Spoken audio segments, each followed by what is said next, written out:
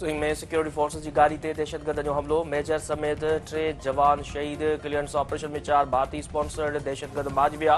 ISPR मूजिब भारतीय sponsored दहशतगर्दन 5 ऐं 6 अगस्त के विच वारी रात सिक्योरिटी फोर्सेस की गाड़ी ते IED ज़रिए हमलो कयो।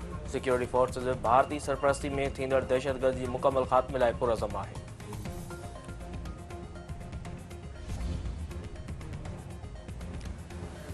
अमेरिका भारत ते वधीक 25% टैरिफ लागू करे छॾियो। भारत ते मजमूई अमरीकी टैरिफ 50% थी वियो।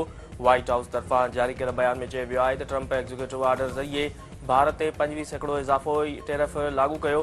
डोनाल्ड ट्रंप जो चवणु आहे त भारत सिधी ऐं अणसिधी रीत रूस सां तेल ख़रीद करे रहियो आहे।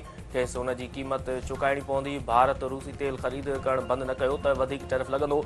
रूसी सदर पुतिन सां सुठी ॻाल्हि ॿोलिती आहे। हू अॼोकी मुलाक़ात में खे ब्रेक थ्रू न चवंदो।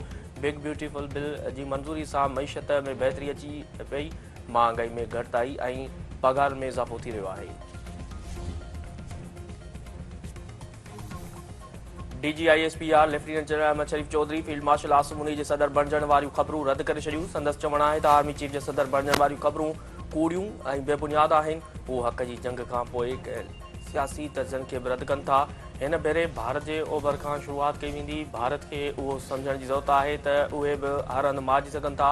मोदी जी बि दहशतगर्दनि हमलनि जी फ़ौजी कार्रवाई सां जवाबु ॾियण जे अज़म जो इज़हार आहे।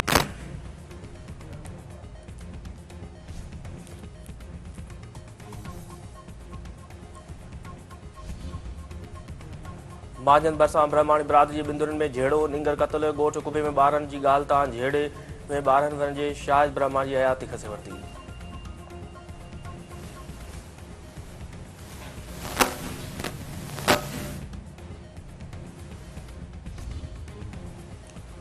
ऐं गज़ा ते इसराइली हमलनि में इमदाद जो ओसियड़ो कंदड़ 90 ॼणनि समेत वधीक 150 खां मथे फ़लस्तीनी शहीद। परॾेही मीडिया मूजिबि गुज़िरियल 24 कलाकनि दौरान इसराइली फ़ौज गज़ा जे मुख़्तलिफ़ इलाइक़नि में हमलनि जे नतीजे में 150 खां वधीक फ़लस्तीनी शहीद थी विया। फ़लस्तीन जे क़ौमी फुटबॉल टीम जो अॻूणो रांदीगर सलेमान अल उबैद बि ख़ुराक मिलण जी उमेद में इसराइली फ़ौज जी फायरिंग सबबि शहीद थी वियो। गज़ा जी सिहत वारी वज़ारत मूजिबि 24 कलाकनि दौरान गज़ाई खोट ऐं बुख वगे वधीक 5 ॼणा हयाती विञाए वेठा।